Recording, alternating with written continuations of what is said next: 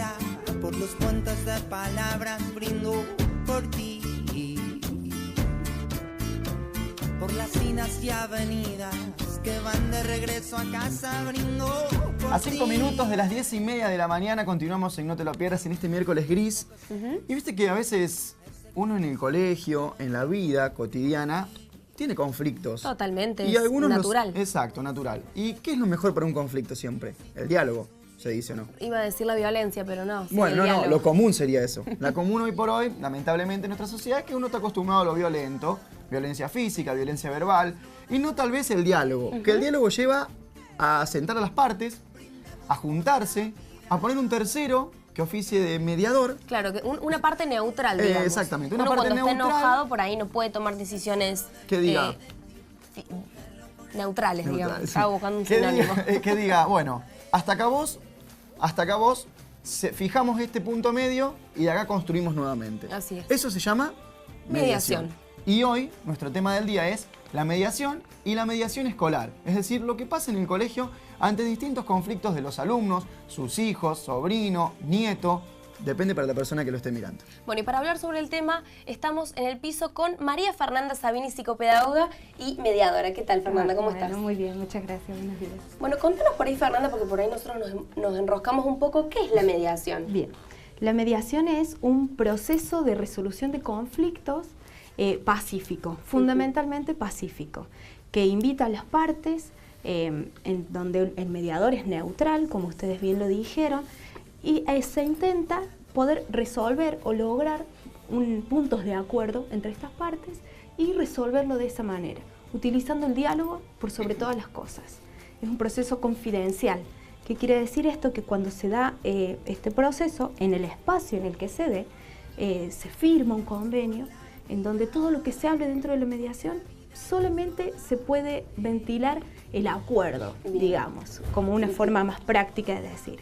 La idea es que las partes, las personas que están involucradas se sientan cómodas y entren en confianza tanto con el mediador como con el proceso, ¿sí? Perfecto. ¿Qué tipos de mediaciones existen en la sociedad?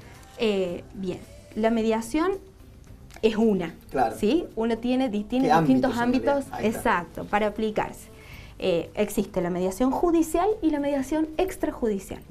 La mediación judicial solo se lleva adelante cuando se inicia un trámite en tribunales y el juez, o en muchos casos desde la asesoría letrada, se derivan los casos al Centro Judicial de Mediación, ¿sí? Ahí se interviene de una manera.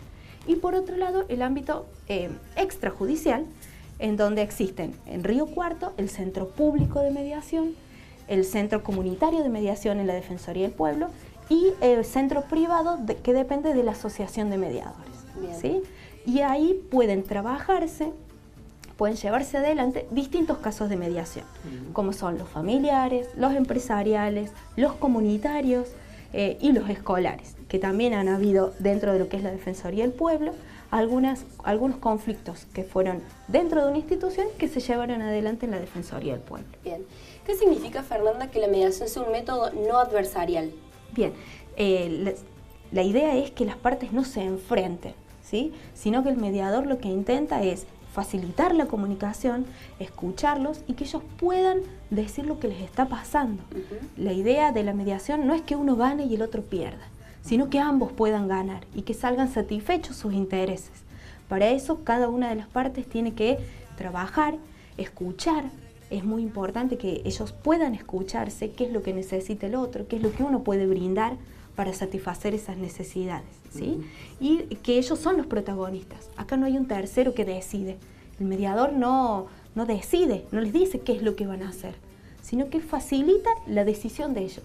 Es decir, ellos son completamente los protagonistas de este proceso. Quizás desde lo civil, entonces se puede entender que es evitar llegar a lo judicial. Podríamos entender así, que sería como un escalón previo donde el diálogo sea fructífero y evitemos llegar a que una ley o que un escrito o que un juez disponga de tu horario, tu visita en el caso de la familia, que Por es lo más común, ¿no? Exactamente. Los casos de mediación familiar dentro de lo que es el Centro Judicial de Mediación, la mayoría de los casos refieren a esto, a cuota alimentaria y régimen de contacto, o lo que serían las visitas de los padres o de las madres con los niños, ¿sí? La idea de que esto es que un juez no decida los días ni los horarios en los que un papá o una mamá debe visitar a sus hijos, sino que ellos puedan construir en función de sus necesidades y de sus posibilidades también. Se me ocurre que hay como etapas en las cuales el mediador va interviniendo, primero conociendo el caso. Obviamente yo creo que debe llevar mucho trabajo de introspección para llegar a la decisión acertada y sugerirla. ¿Cuáles son las etapas de mediación que hay? Bien.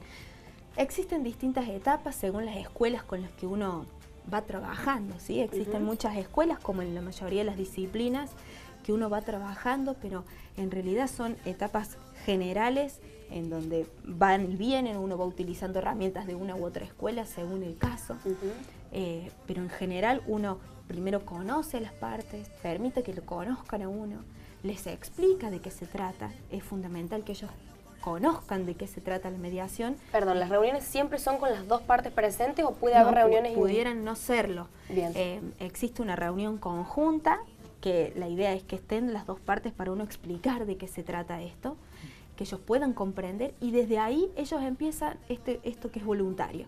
Desde el momento en que ellos escuchan de qué se trata la mediación, deciden si continúan o no. Bien. ¿Sí? Fundamentalmente en la cuestión judicial. Una vez que ellos deciden, nosotros podemos, de acuerdo a lo que ellos nos van contando de qué es lo que se trata, hacer reuniones privadas. Vamos a hacer reuniones privadas con las partes, con cada uno, o con los abogados, porque en la parte judicial es obligatorio que estén acompañados de los abogados, ¿sí? Cuando la causa es derivada desde tribunales. En todo caso, y cuando no están obligados, nosotros a veces lo que les pedimos a las partes, o vemos si es necesario, que realicen una consulta. Es necesario que ellos sepan cuáles son sus derechos y cuáles son sus obligaciones también. Nosotros como mediadores no podemos sugerir, pero sí podemos preguntarles si ellos consideran que están debidamente asesorados o debidamente empapados en el tema. Claro. ¿Sí? Y de ahí en más, bueno, uno va trabajando en esto privado o conjunto. A veces lleva más de una reunión para ir determinando cuáles son las necesidades que tiene cada uno, los intereses. Lo primero que aparece es la posición, es decir, con lo que uno llega, que quiere, que exige. Entonces, es después a través de las preguntas, que son fundamentalmente las herramientas con las que nosotros trabajamos, que obviamente ustedes en su rol también son importantes, es intentar saber qué es lo que necesitan, de qué manera lograrían eso. Y ahí se empieza a mover un poco lo que sería la mediación. El ceder intereses es mucho más factible cuando se trata o cuando hay hijos en el medio, por ejemplo, una mediación judicial, o ha ocurrido casos desde tu experiencia de ver o conocer o de tratar con otros colegas que uno va con una posición y se mantiene rígido. ¿Cómo es? Sí, en realidad, en principio, las mediaciones tienen esto de que las partes llegan rígidas en su posición. Muchas veces, y en algunas ocasiones, y algunos colegas también lo realizan, entrevistas con los niños para escucharlos. Claro. Obviamente de cierta edad uno tiene que tener ciertas herramientas para realizar esto, pero saber qué es lo que ellos necesitan, qué es lo que ellos... porque, a ver, estamos viviendo una situación en donde los derechos del niño están fuertemente arraigados en lo que es nuestro sistema judicial. Entonces, ver de qué manera podemos nosotros trabajar por este interés superior del niño. ¿Es necesario ser abogado para ser mediador? No, en realidad, ¿qué es necesario? Tener un título universitario superior a 4 años de formación y después de eso 3 años de ejercicio en la profesión de base, y uno a partir de ahí realiza su formación como mediador, que implican 120 horas de carga horaria, más prácticas, más observaciones. Y anualmente nosotros renovamos nuestra matrícula debiendo acreditar cierta cantidad de horas de formación continua, más una cantidad de mediaciones realizadas anualmente. ¿Sí? El lugar es determinante, ¿no? Tiene que ser un lugar neutral cuando uno se oficia mediador. En función de uno jugando de local, tal vez se siente mejor. Sí, en realidad la idea es que las partes sientan, y uno en su discurso lo dice, que el mediador no está a favor ni de uno ni del otro. Claro. Si hubiera niños, estamos a favor de que los niños salgan beneficiados con esto. El lugar sí es importante. el espacio, el ámbito. La idea es que la mesa sea redonda, de que no haya un enfrentamiento en una mesa rectangular, por ejemplo. Bien. Que son cuestiones que también hacen a la disposición, hace a lo que las partes van a pensar o van a generar en su creencia de lo que van a salir de la mediación. Cada ámbito que les expliqué, cada espacio que les expliqué anteriormente, tiene su lugar su espacio de mediación, que es el centro judicial, tiene sus salas de audiencia, el centro público también, y el centro comunitario de la Defensoría del Pueblo, y el centro privado de la asociación. Fernanda, te invito a que te quedes con nosotros un ratito más. Vamos a hacer un breve corte porque tenemos que disipar dudas de qué se trata la mediación escolar. Así es, nos Otro falta de los una temas. pata de la mesa todavía. Perfecto. Sí, sí. Nosotros vamos a hacer una pausa, Luli. Así es, ya volvemos, no te lo pierdas. Brindemos por la vida, porque la vida nos lo da.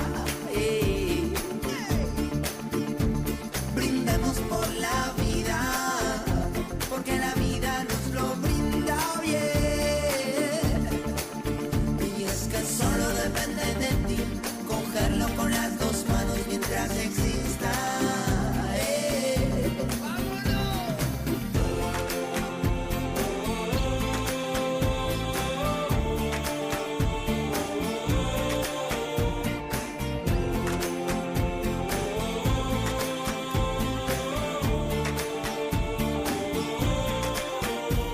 Por la gente que va de cara, por los puentes de palabras, brindo por ti. Por las finas y avenidas que van de regreso a casa.